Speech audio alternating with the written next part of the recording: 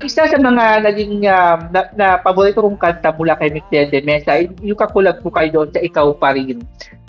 Maaari Yes, yes. maaari mo bang bigyan ng isang idea kung ano po ang tinatahak na landas o nais niyong ipahiwatig sa kantang Ikaw Pa Rin na kinanta niyo ni Miss Dayan de Mesa? Ikaw pa rin. Well, from the title of the song, it's like you have someone that you love and lost, and you want that person back in your life. So, yun talaga yung pinaka main idea ng song. I am really, really very flattered at the time that Dayan considered me. And actually, even dun sa pinaka-album cover niya, no, na nakalagay Ikaw Pa Rin. I think I'm the only artist that she did that she really put my name there featuring Nancy Lozano. So I'm really very thankful, not only to her but also to her family, because I saw them all in the Philippines at the time that they went here. So I'm really very grateful na because of her. Ito, I have a new movement in my career, and I'm looking forward that with my reunion with the band, or at least with Attorney Boy Encargado, I will be having additional songs moving forward, and sana magustuhan ng mga tao ng Pilipinas. Oo. Ako personally po, no, mula sa Kwentong Pilipino ay talagang sa bawat nanonood po ng Kwentong Pilipino, please pakinggan niyo po ang Ikaw Pa Rin. Kasi sa po ay napakagandang collaboration ni Nat De Rosario at Dayan de Mesa. So, ngayong bumabalik ka paunti-unti muli sa mundo ng musika, ano po ang nais niyong marating ngayon sa inyong pagbabalik sa music scene? Well, it has always been my dream to have a song that people will remember. You know, it's like every artist naman, every band, you wanted a song that when people heard the song or know the name of the song, they know it's Nancy Del Rosario. Yun lang. Of course, it's everybody's dream naman to be really known, to have many hits. Sabi nga nila, merong mga artists na one hit wonder, parang ganon. Sa akin, I don't mind about that. As long as I will at least be part of the music industry that, pag sinabi mong sana kahit minsan, alam mo agad si Ari Rivera yun. Parang ganon. And if I will be blessed with another song or 2, 3, 4 more, 5 songs that people will know and people will always remember that it's a song that I sang, although maybe it's not my direct composition, because I have also my own compositions on Spotify. But as long as it will be recognized as me, I'm happy for it. Okay. Maraming salamat, Nat. Ito po. Gusto ko pong malaman, ano po ang saloobin nyo sa panibagong takbo ng kompetisyon sa merkado ng musika ngayon? Well, it's very challenging. Kasi on our time before, it's like if you are not recognized by a recording label, wala. It's really very difficult, no? But now, because of social media, actually everybody can be an artist on their own. They can produce their song, they can release their song. So it's a very challenging time. But one comment that I just want is yung live performances. Sometimes my only request to the artists of today is people pay for your live performances because they want to see how you really sing. They want to see how you can be able to perform as how they heard you on the record. So as much as possible, when you perform live on the exact key that you sang it, not on a lower key. Or another thing is yung naririnig yung auto-tune. Sometimes even abroad, naka-auto-tune sila, and then habang nagsasalita, narinig mo naka-auto-tune pa rin. So, yun lang ang comment ko on the present time. I know it's a very difficult thing to perform live, but we should stick to honesty. and not by technology. Because if you will just be singing with your mic in auto tune, then yeah, it will be easier for you. But it's for me lang naman. It's really dishonesty to the audience because they came there to perform, to see you perform, and how you really perform it live. So, for me, my advice is if you cannot record a song on a particular key and you're really having difficulty on a particular key, then don't record that song on that key. Record on the song on the key that you're comfortable with. Because if they, for example, they hear you in the key of A, and then when you perform it, you're going to perform it in the key of G. So parang it's one step lower. So yun lang naman ang akin. And then yung auto-tune, it's quite disappointing, to be honest. Sana walang ganun. Um, um, Sometimes on live performances, yes, we know, because sunod-sunod, it's a very difficult thing to sing night per night. May mga pagkakamali, may mga flats, may mga ganito. But it's part of it. That's the beauty of it. Because if everybody will be in auto tune, then all of you will just be able to sing the songs as how it is on the record. Wala na yung mystery, wala na yung excitement, wala na yung kaba, even for the artist. Because you know, whatever you say on the mic will always be on tune. Yun lang naman ang akin. So, may mga nakikita na kasi akong grupo ngayon na. Sometimes I also saw some live performances na the worst thing is I heard them when they are rehearsing. And then I was really wondering how it will be live. And then at the time that I heard them on live, wow, it's different. Then I had the different, I tried to listen to the mic and there's an auto-tune. So yun lang ang akin. Okay. So malayo talaga ang pinagkaiba po na, okay, bago po makalimutan, no, imbitahan niyo po ang nanonood po sa Kwentong Pilipino kung ano po ang inyong mga social media account upang kayo po ay masundan at mapanood po ang mga bago niyong inihahandog sa mundo po ng musika. Yeah. First of all, again, Roy, thank you very much for this opportunity. And thank you very much to Diane. I think the only reason that nakilala mo is also through Diane. So thank you to everyone who's listening right now. My social media is actually I'm more focused now actually on my personal FB. Hindi ko siya masyado natututukan yung page ko. So it's still Nance Del Rosario. And one thing that I can promise to everyone who is reposting or commenting on my videos or whatever, pag nakakakita kayo ng reply doon, it's really me. It's not computer reply, it's not an auto reply, it's really me that's really commenting and replying to those. I do it really personally. I really take time to reply to people who appreciate it. So, yun, and then I have my TikTok, Nance Del Rosario. I'm starting to do it. I'm not dancing, sir. So I just really do my singing there. So Instagram, I also have one, but I'm not really much. But I think I have to. Kahit pa paano para at least makita ng mga tao yan. At least on another digital platform. Songs, some of my latest. Yun. So all of them are Nance Del Rosario. Social media, FB, TikTok, and Instagram. Okay, mga ka-Pilipino, please follow Nance Del Rosario. Hindi po kayo mabibigo, napakaganda po ng kanyang boses. Bago po magtapos, may tatlong katanungan na lamang po akong itatanong sa inyo. Una, nais ko pong malaman, ano po ang naging sa loobin nyo noong magkaroon kayo ng pagkakataon ng collaboration kay Miss Ima Castro, dating Miss Saigon, na kinanta nyo yung sa iyo na kinompose ni Atty. Boying Bargat. Ano po ang naging sa loobin ng mga panahon yun? Well, that time I was really excited. Imagine, nung nagpa-practice nga kami, I think we even tried to jam yung Sun and Moon ng Miss Saigon. I was really hoping at least on a live show we can be able to do that.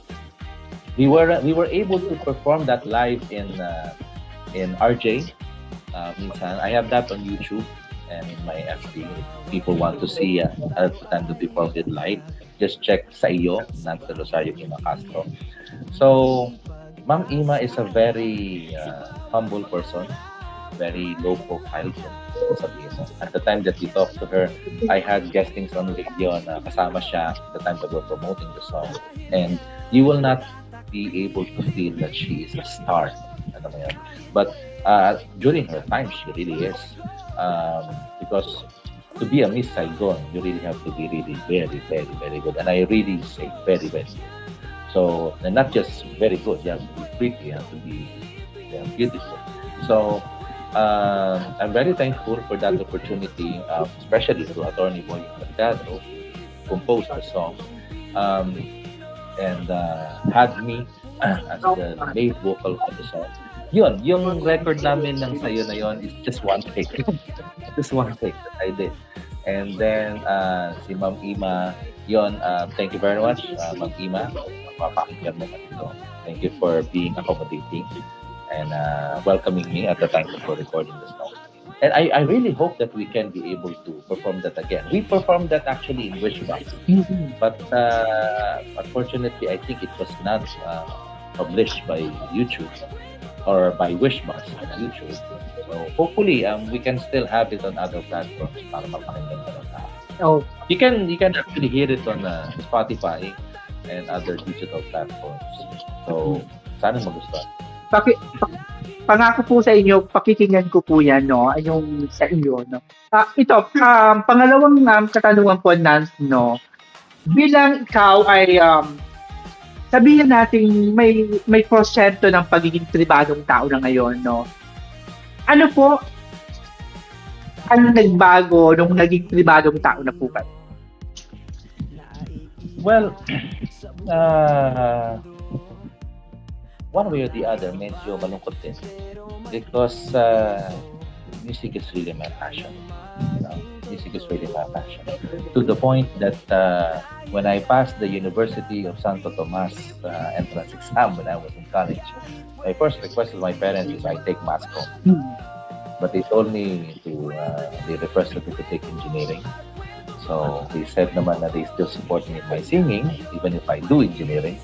So I did engineering. I graduated in UST 5 years, and then I even passed the board. So, but at the time that I was taking my oath as an engineer, my mom told me habang tinatali niya yung time ko, sabi niya, anak, you gave us everything you got. Now you fly and you go and do whatever you want. So I still did my job. From engineering, I am now in automotive industry. So now that I'm in private, medyo the difficult thing is syempre, kumbaga parang sa basketball player, dati physically fit ka kasi ganun, with all the rigidness. Medyo lumaki tuloy ako nung naging private na ako.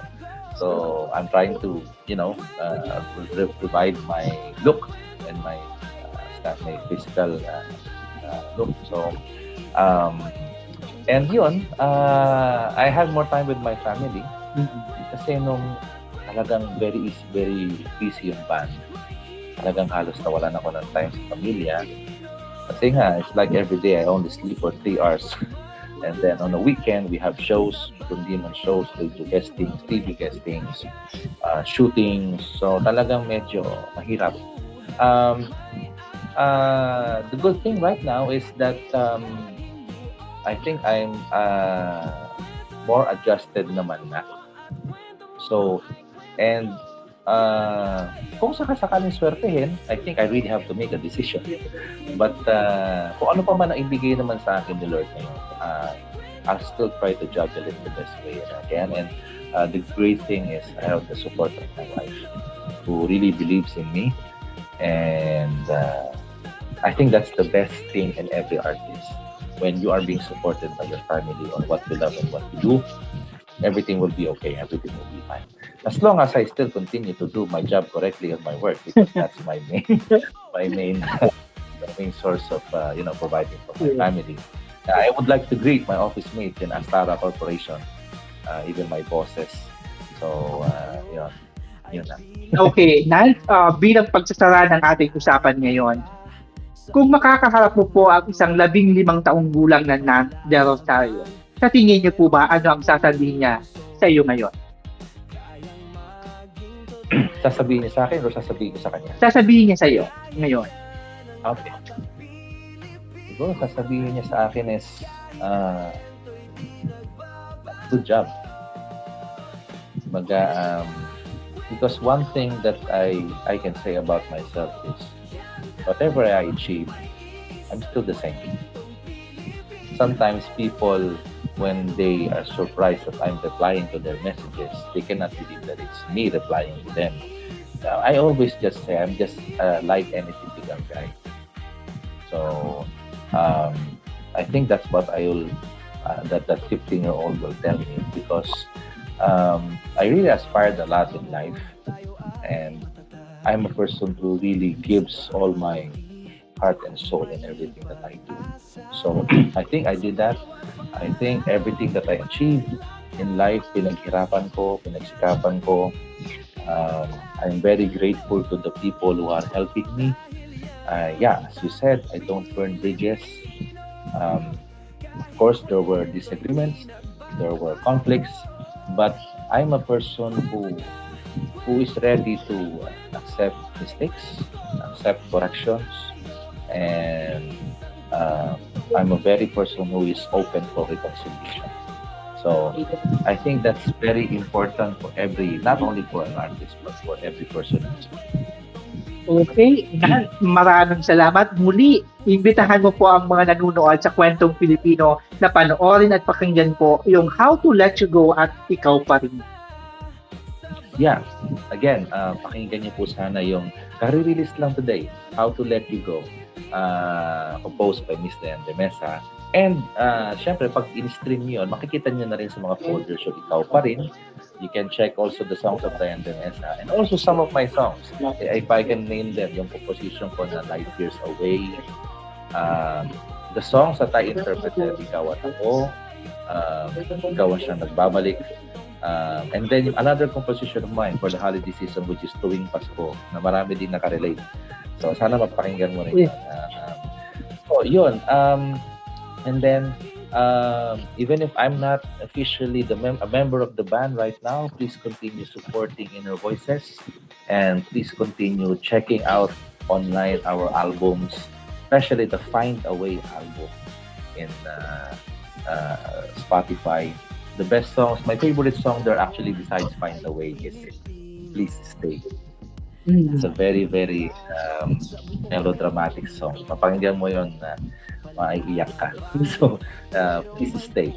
It's like you're asking someone not to leave you, because that's how you feel. So, yeah. Please follow all the albums, all the songs of Inner Voices, especially the ones that we Find a Way, and then the new songs that they're releasing right now. I really hope that I could be able to perform with them pa rin. And ako naman, I'm just a call away.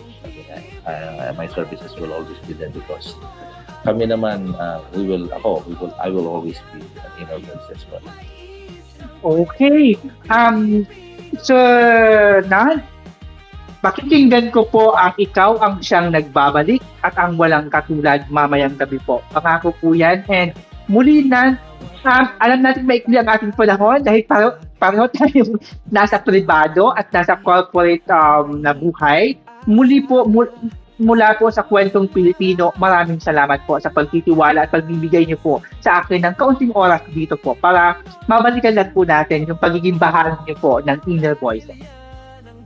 Ay, ako po ang dapat magpasalamat. Thank you. Thank you very much. Okay, may mga ihahabol pa ba kayo bago tayo magsara? Wala naman na. Yun lang. Suportahan lang sana nila itong solo career ko. Suportahan pa rin nila yung banda. At let's all be kind with each other. Okay. Don't know what every person is going through. So the best thing that we can do is always be kind to each other. So, naniniwala po ako dyan. Sabi nga nila, no, palagi kong sinasabi din sa iba na palagi tayo maging mabuti kahit ang iba hindi naging mabuti sa atin. Di ba? Yeah. You're correct. Mga ka-Pilipino, ang nakapanayam po natin ngayon, Ginoong Nan Del Rosario. Suportahan po natin ang kanyang unti-unting muling pagbalik sa entablado po ng musika. Ginoong Nan, maraming salamat po. Mga ka-Pilipino, hanggang dito na lamang po ang aming panayam. Hanggang sa muli naming paglalahad ng mga kwentong Pilipino.